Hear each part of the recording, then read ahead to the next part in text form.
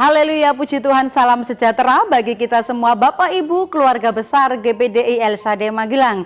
Kita jumpa lagi dalam Renungan 79 hari ini. Kita bersyukur karena setiap hari Tuhan ingin menyampaikan pesannya bagi kita yang menanti-nantikan Dia. Mari kita akan sama-sama belajar Renungan 79 hari ini tetap dalam perenungan 365 hari yang mengubahkan.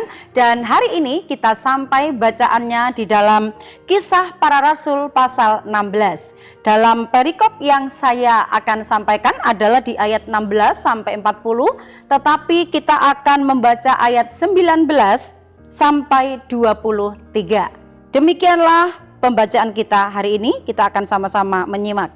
Ketika tuan-tuan perempuan itu melihat bahwa harapan mereka akan mendapat penghasilan lenyap, mereka menangkap Paulus dan Silas, lalu menyeret mereka ke pasar untuk menghadap penguasa. Setelah mereka membawa keduanya menghadap pembesar kota itu, berkatalah mereka, katanya, orang-orang ini mengacau kota kita ini karena mereka orang Yahudi, dan mereka mengajarkan adat istiadat yang kita sebagai orang Rom tidak boleh menerimanya atau menurutinya. Juga orang banyak bangkit menentang mereka. Lalu pembesar kota itu menyuruh mengoyakkan pakaian dari tubuh mereka dan mendera mereka. Setelah mereka berkali-kali didera, mereka dilemparkan ke dalam penjara. Kepala penjara diperintahkan untuk menjaga mereka dengan sungguh-sungguh. Puji nama Tuhan, dalam pembacaan kita di perikop ini saya memberikan tema mengadili tanpa meneliti. Nah, dalam 365 hari yang mengubahkan kita akan tetap kembali belajar dengan OIA. Mari kita akan mengobservasi dalam pembacaan ini siapakah tokoh-tokoh yang ada di dalamnya. Di sana ada Paulus, ada Silas, hamba perempuan, ada tuan petenung dan juga pembesar kota, dan juga orang banyak yang ada di dalam pasar kota Filipi, ya. Dan peristiwa ini terjadi di pasar kota Filipi, dan peristiwa apa yang terjadi adalah Paulus dan Silas didera dan dimasukkan ke dalam penjara. Nah, kita akan bersama-sama menginterpretasi dalam pembacaan ini. Kisah seperti apa yang kita boleh baca? Bagaimanakah rasul-rasul, orang-orang yang diurapi oleh Tuhan, mereka setelah dipenuhkan dengan Roh Kudus, maka pekabaran Injil itu semakin menyebar, semakin sampai kepada daerah-daerah di pelosok-pelosok. Karena apa? Rasul-rasul itu memberitakan Injil dengan berani. Mereka memberitakan nama Yesus yang berkuasa, Yesus yang mati dan dibangkitkan. Dia memberikan pengharapan dan keselamatan, sehingga apa yang mereka sampaikan adalah supaya orang-orang itu mendengar Injil dan percaya kepada nama Yesus yang sudah dibunuh oleh orang-orang Yahudi pada waktu itu. Dan dalam perikop ini kita belajar tentang Paulus dan Silas, bagaimanakah pelayanannya juga memberikan pengaruh yang begitu luar biasa, di mana mereka melayani Tuhan. Pasti yang namanya kebenaran disampaikan selalu ada pro kontra, ada yang menyukai, ada yang tidak menyukai, ada yang menerima Injil, ada yang menolak Injil. Dan peristiwa ini juga dialami oleh Paulus dan Silas, bagaimanakah pelayanannya itu tidak mulus begitu saja, tetapi dia menghadapi banyak sekali tantangan-tantangan. Nah, peristiwa di dalam pembacaan ini, Paulus dan Silas ketika memasuki kota Filipi, mereka melayani, memberitakan firman, menyampaikan kebenaran kepada orang banyak, kepada orang-orang yang ada di kota Filipi. Tetapi suatu hari ketika mereka sementara memberitakan Injil sambil berjalan, maka ada seorang hamba perempuan di mana dia memiliki roh tenun. Dia mengikuti Paulus dan Silas di belakang mereka, sementara mereka menyampaikan kebenaran, memberitakan Injil. Maka seorang hamba perempuan ini dikatakan, inilah hamba-hamba Allah yang menyampaikan tentang kebenaran dan membawa kepada keselamatan. Dia berteriak-teriak di belakang Rasul Paulus dan juga Silas ini, dan itu terjadi bukan hanya sekali, tetapi selama beberapa hari, selama Paulus ini melayani, memberitakan Injil, sehingga Rasul Paulus ini dia merasa terganggu, pelayanannya terganggu oleh perbuatan daripada seorang hamba perempuan ini. Kemudian dia menoleh dan dia menghardik roh yang ada di dalam tubuh hamba perempuan ini, sehingga seketika itu juga dia dibebaskan dari roh tenun. Nah, melalui kejadian ini, tuan daripada hamba perempuan ini, karena dia mendapatkan penghasilannya adalah dari roh tenun melalui hamba perempuannya ini, sehingga ketika dia melihat bahwa harapannya untuk mendapatkan uang, penghasilannya itu akan terhambat, akan terhenti karena pelayanan daripada Rasul Paulus ini sangat berpengaruh, bahkan menghentikan penghasilannya, maka dia mencari cara bagaimanakah supaya dia bisa membelenggu Paulus dan Silas. Dan yang dilakukan adalah dia memfitnah, dia menyebarkan cerita bahwa Paulus dan juga Silas yang sebenarnya adalah menyampaikan kebenaran, difitnah, disampaikan kepada pembesar-pembesar kota bahwa orang ini pengacau kota kita, orang ini telah membawa adat istiadat yang berbeda dengan kota kita, karena mereka ini adalah orang Yahudi. Nah, dari apa yang disampaikan itu, maka Paulus dan Silas kemudian diseret, dihadapkan kepada pembesar-pembesar kota, lalu mereka diadili.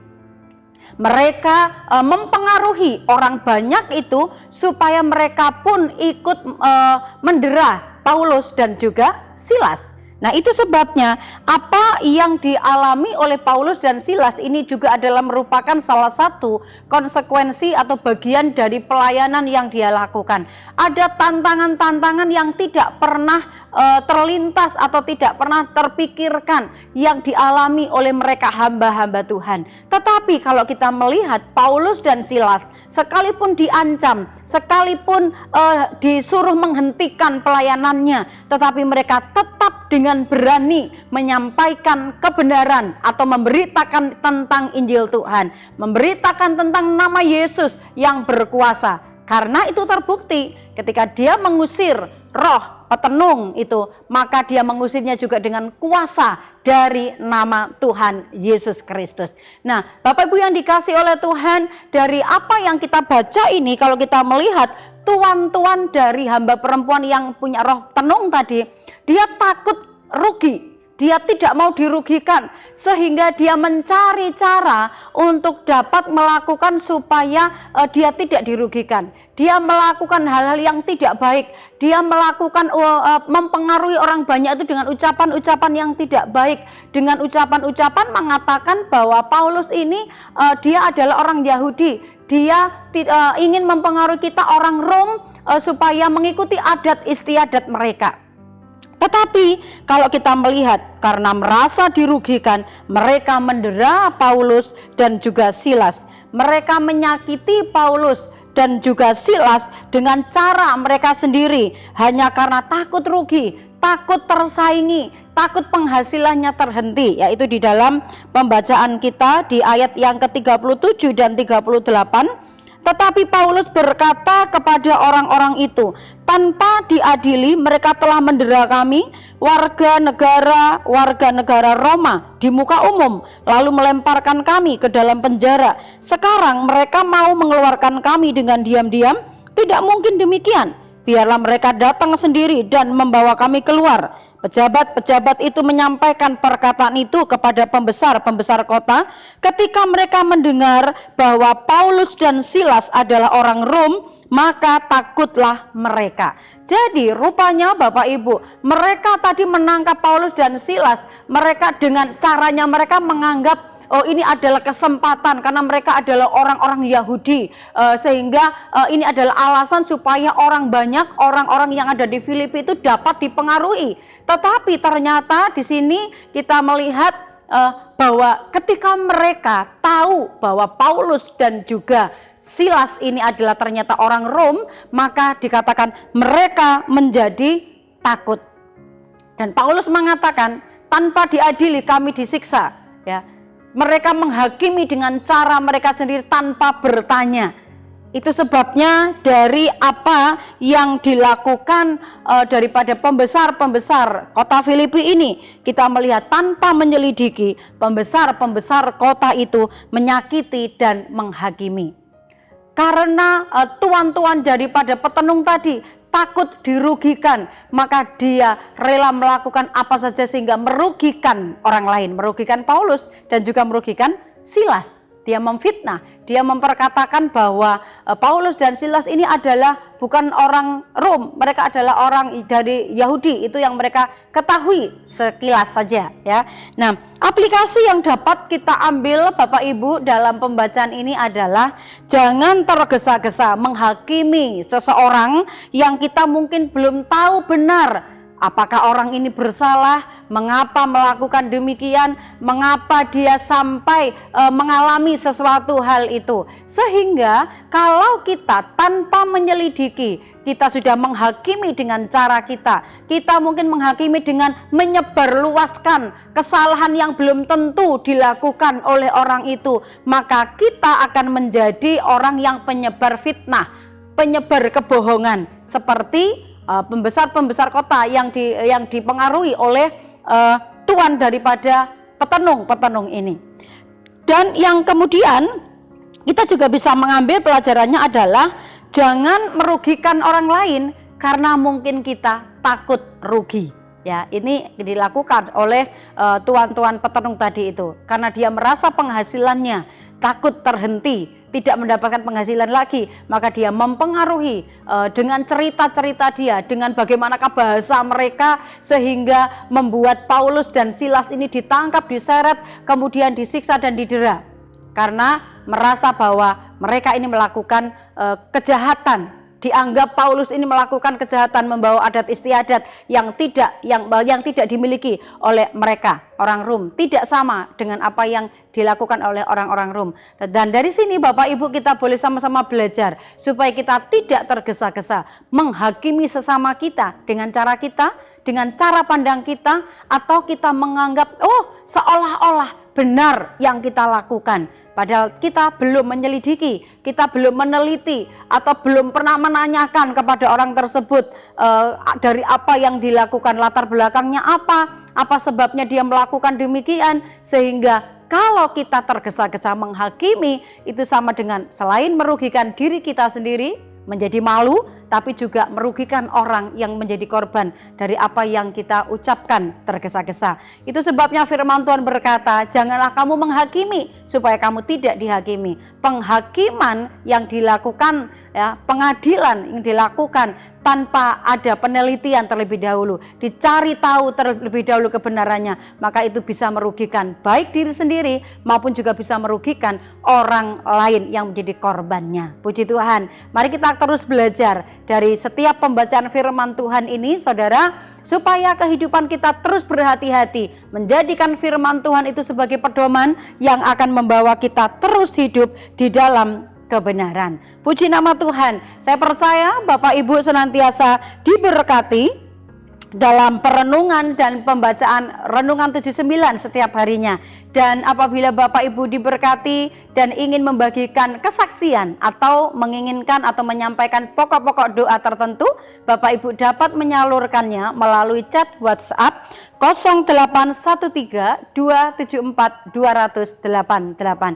Mari bertumbuh bersama, mari kita saling mendukung dalam doa dan berbagi kesaksian untuk menguatkan saudara seiman kita. Mari kita terima firman Tuhan ini, kita sambut dengan doa. Kami bersyukur Tuhan, setiap firman-Mu memberikan pesan apa yang harus kami lakukan ketika kami mendengarkan firman-Mu.